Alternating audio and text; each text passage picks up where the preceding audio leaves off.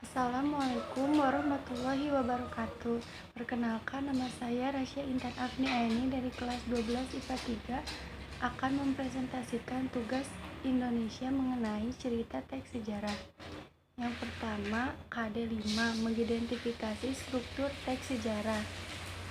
Di sini saya mengambil teks sejarah yang berjudul Kepala di Balik Kemegahan Borobudur dengan struktur teks sejarah, pengenalan atau orientasi sebagai berikut.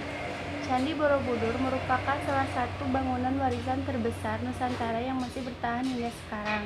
Candi ini merupakan peninggalan dinasti Syailendra yang dapat ditelusuri ke berbagai kerajaan terbesar Nusantara. Megahnya Candi Borobudur tentu tidak lepas dari kehebatan Nusantara di masa lampau.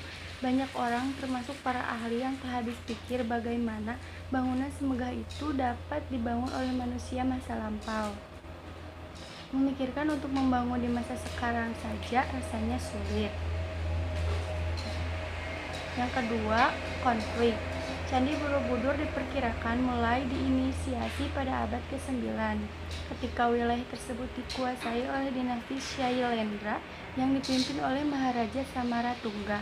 Raja bertitah kepada seorang arsitek yang bernama Gunadarma untuk membangun candi megah yang tidak akan tertandingi keindahannya. Namun proses pembangunannya tidak berjalan dengan lancar.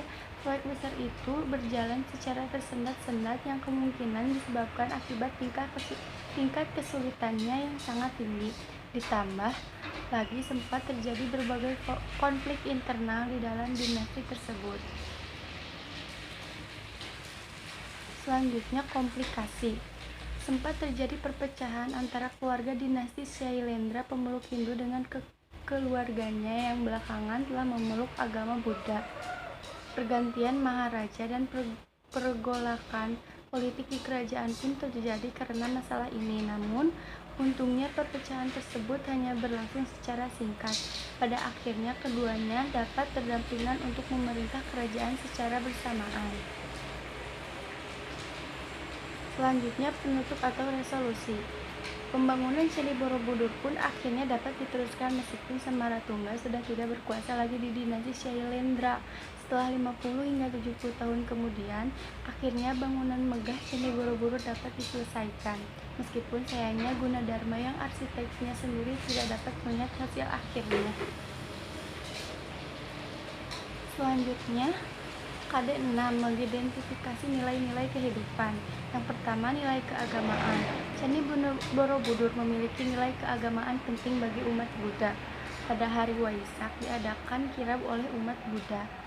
Untuk nilai sejarahnya, Candi Borobudur menunjukkan bukti perkembangan budaya dan pemerintahan di masa Mataram kuno yang sudah mampu membangun monumen dengan skala besar ini.